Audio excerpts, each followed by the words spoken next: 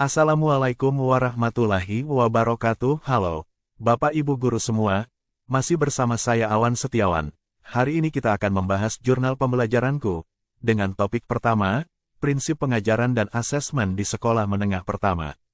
Apa saja sih yang ada di videonya? Kita simak bersama. Berikutnya saya mencantumkan, konsep dari prinsip Understanding by Design. Apa sih pengertian UBD? UBD adalah merupakan suatu kegiatan dalam merencanakan pembelajaran yang menekankan pada pemahaman mendalam peserta didik terhadap materi pelajaran yang diajarkan. Selain dari pengertiannya, prinsip Understanding by Design, saya juga menyampaikan, atau mengisi atau menambah materi tentang, langkah perencanaan pembelajaran dengan prinsip UBD. Yang pertama, menentukan tujuan. Kemudian perencanaan pembelajaran dengan prinsip UBD yang kedua, menentukan asesmen. Berikutnya perencanaan pembelajaran dengan prinsip UBD yang ketiga, adalah menentukan kegiatan. Materi berikutnya yang saya cantumkan, refleksi UBD, Bapak Ibu Guru menceritakan, bagaimana prinsip UBD dapat membantu dalam merancang pembelajaran yang efektif dan apa tantangan yang dihadapi. Yang pertama, pengertian prinsip UBD adalah, suatu rancangan pembelajaran yang disusun dengan alur mundur dimulai dengan menentukan tujuan, menentukan asesmen dan menentukan kegiatan pembelajaran. Kemudian yang kedua, tantangan yang saya hadapi adalah dalam menentukan tujuan sesuai dengan kebutuhan peserta didik. Dengan beraneka ragam kebutuhan peserta didik membuat saya kebingungan dalam menetapkan tujuan pembelajaran agar efisien. Materi selanjutnya yang saya sampaikan pada format PDF, ada pembelajaran berdiferensiasi. Apa yang dimaksud dengan pembelajaran berdiferensiasi? Pembelajaran berdiferensiasi adalah pendekatan pembelajaran yang memahami bahwa setiap peserta didik adalah unik dan memiliki kebutuhan belajar yang berbeda. Materi berikutnya saya cantumkan tentang kebutuhan belajar. Apa sih yang dimaksud dengan kebutuhan belajar itu? Kebutuhan belajar adalah jarak atau kesenangan antara sasaran belajar yang ingin dicapai dengan kondisi real murid. Saat ini ada 3 faktor yang mempengaruhi. Yang pertama pengetahuan, kemudian yang kedua keterampilan, dan berikutnya yang ketiga adalah ketertarikan. Kemudian materi selanjutnya, apa saja komponen pembelajaran berdiferensiasi? Ada 3 komponen pembelajaran berdiferensiasi. Yang pertama diferensiasi konten, bagaimana materi pembelajaran disajikan kepada peserta didik dalam diferensiasi konten. Guru mengubah materi pelajaran agar sesuai dengan tingkat pemahaman, minat, dan gaya belajar peserta didik. Selanjutnya yang kedua diferensiasi proses, bagaimana cara guru dalam membelajarkan dan membimbing peserta didik. Tujuan, memfasilitasi setiap peserta didik untuk dapat melakukan aktivitas belajar yang sesuai dengan kebutuhan belajar. Berikutnya yang ketiga diferensiasi produk, variasi hasil tugas pembelajaran dan penilaian produk atau hasil belajar peserta didik dibuat beragam namun masih tetap mengacu pada tujuan pembelajaran yang sama. Kemudian ada refleksi pembelajaran berdiferensiasi. Ini kita menceritakan bagaimana merencanakan pembelajaran berdiferensiasi yang relevan di kelas Bapak, Ibu Guru, sehingga diyakini dapat diimplementasikan untuk mencapai tujuan pembelajaran.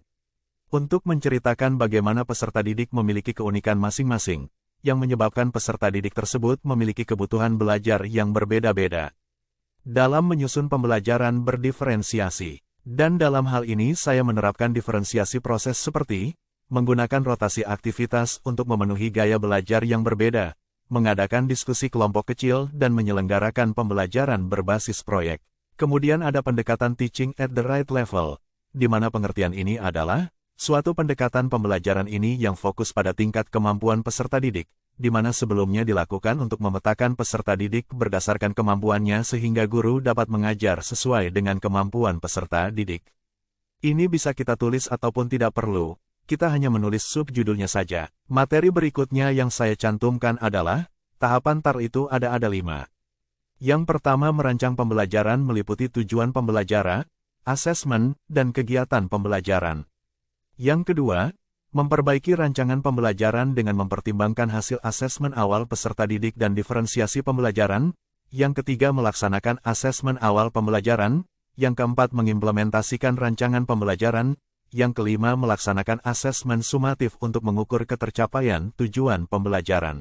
Materi berikutnya yang saya cantumkan yang terakhir adalah Culturally Responsive Teaching, CRT. Pendekatan ini mengintegrasikan kebiasaan, karakteristik, pengalaman, dan perspektif peserta didik sebagai alat untuk pembelajaran yang lebih baik. Kemudian langkah-langkah apa saja Culturally Responsive Teaching, CRT, lakukan? Langkah pertama identitas diri peserta didik, langkah kedua, pemahaman budaya, langkah ketiga kolaborasi peserta didik dalam bekerja kelompok, langkah keempat berpikir kritis untuk refleksi. Setelah menjelaskan materi atau dipaparkan materi tersebut, kemudian kita melakukan refleksi di mana refleksi menceritakan apa inspirasi yang Bapak, Ibu Guru dapatkan setelah mempelajari topik ini. Jawabannya adalah melalui pendekatan ini Culturally Responsive Teaching, CRT, dapat mengintegrasikan kebiasaan, karakteristik, pengalaman, dan perspektif peserta didik sebagai alat untuk pembelajaran yang lebih baik. Pendekatan ini membekali saya sebagai guru dalam mengajar peserta didik di lingkungan yang berlatar budaya berbeda-beda. Setelah refleksi berikutnya ada dokumentasi, di mana dokumentasi saya memaparkan materi prinsip pembelajaran dan asesmen kepada pengawas pembina, kepala sekolah dan rekan sejawat. Ini adalah salah satu contoh foto dari paparan saya untuk rekan sejawat. Kemudian ada umpan balik. Umpan baliknya disertai foto dan tulisan nama, tetapi lebih baik umpan balik dalam bentuk tulisan Bapak, Ibu Guru, rekan sejawat, menggunakan pulpen dan kertas. Kemudian kita foto terus kita lampirkan pada dokumen, seperti itu. Contoh pertama dari umpan balik ada Bapak Bayu Sri Cahyono, SR. Di mana beliau berpendapat pemaparan, rencana pembelajaran sangat menarik. Terima kasih sudah menginspirasi Pak Awan. Saya jadi ingin menerapkan pada materi PJOK. Kemudian pertanyaan kedua dari Ibu Retno Sarasyanti, SPD.